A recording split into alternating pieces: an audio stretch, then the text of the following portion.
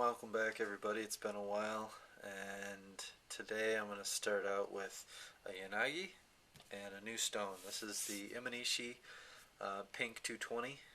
It is a relatively inexpensive coarse stone, but I decided to try it on a whim, and it's actually really good. It cuts real fast, wears kind of quickly, but that's just a characteristic of most coarse stones. And for the price, it really doesn't bother me too much that it has a faster wear rate. This yanagi, I'm not really sure who makes it. It's a lower end model. You can actually see the grind marks down the back side, and they're not diagonal grind marks like you'd normally find. And the blade is just thin, and the hollow is kind of shallow on the back. It's a practice knife for the customer I'm sharpening for today, and it's been sharpened a little bit roughly on the back. The shinogi line is very disrupted across the front with coarse grinding, and it's got some rust and various other issues such as micro bevels and flat spots in the edge and kind of a rounded tip. So we're going to take and start on the 220 pink brick today. And since the last time I've sharpened a yanagi on a video, I've done a few of these, to say the least, and I've changed my method quite a bit. I no longer sharpen them left-handed, unless they are a left-handed knife, and I will sharpen this right-handed today for you.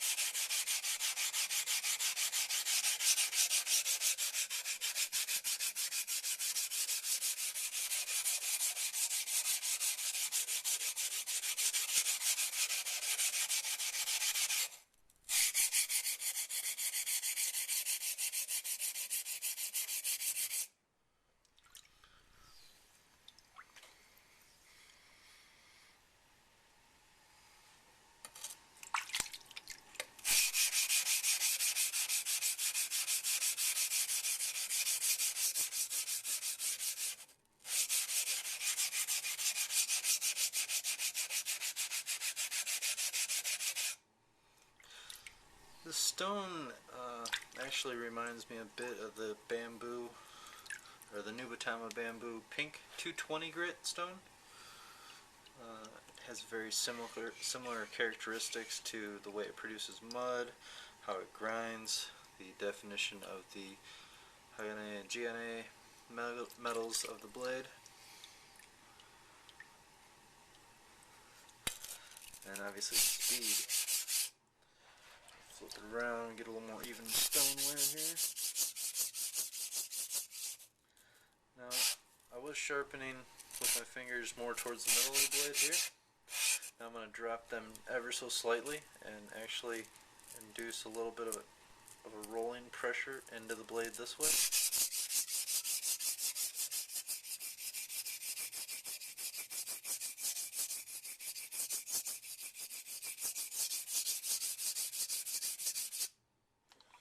And what that does is that changes the pressure on the edge, and you stop grinding so much on the back of the bevel on the soft metal, and you start moving up to the hard metal up here.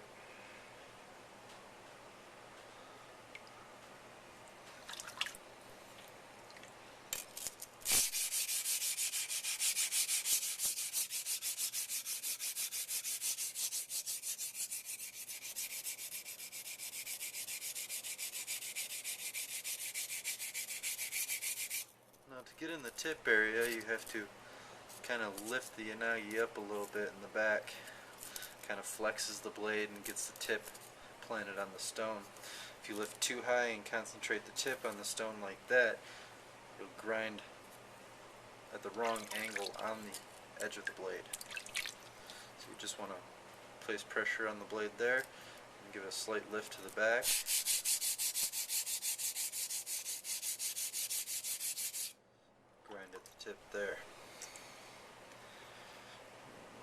much got the tip of the blade back.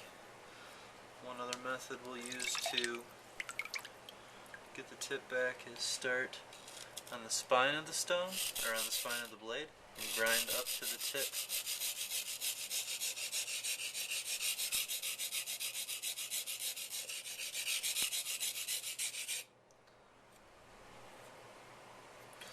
And that takes care of reforming the tip on this blade.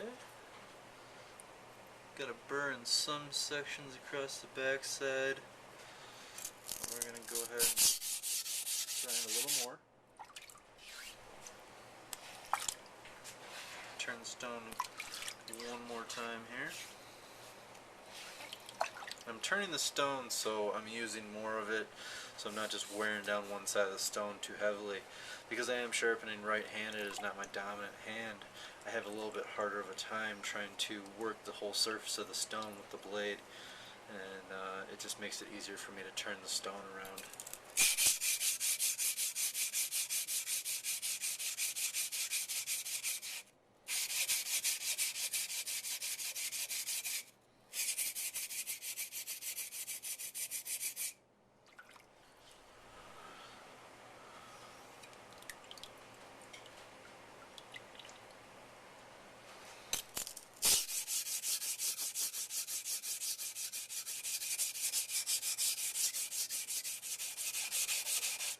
Alright, so right here I have a nice generous amount of mud built up on the surface, and I'm coming to the end of using this stone to sharpen this blade and get it prepared for medium grit and fine stones.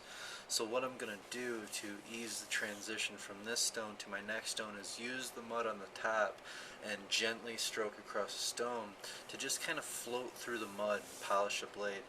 And what that'll do is that will soften the scratch pattern from this 220 stone, making it easier for me to transition to my 1000 grit.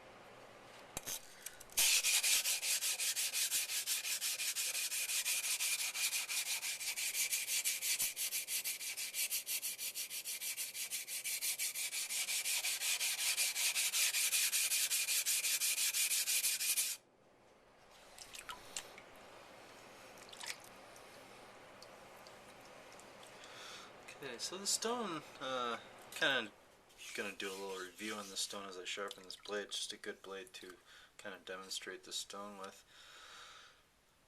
But it has very strong grinding power.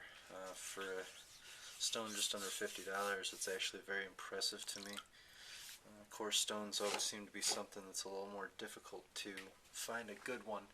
And while I don't think this one is perfect, I do think it is a great value for the cutting speed and its type of the type of edge it'll produce. Very good for single bevels, maybe a little less so for a standard 50-50 grind.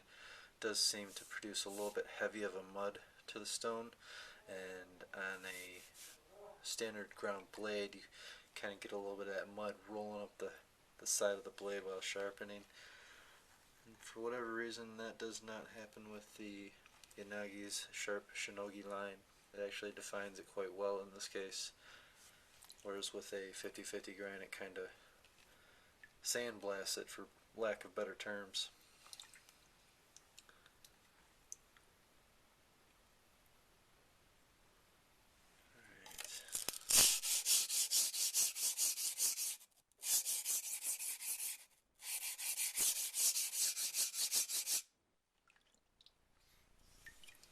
Okay, I think that will be good for now.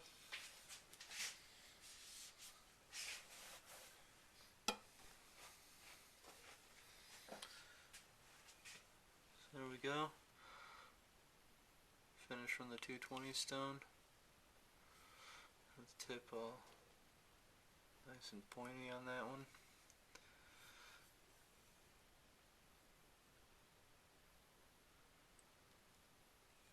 Okay, so there you have it, the Imanishi Pink 220 and grinding out the bevel on a yanagi.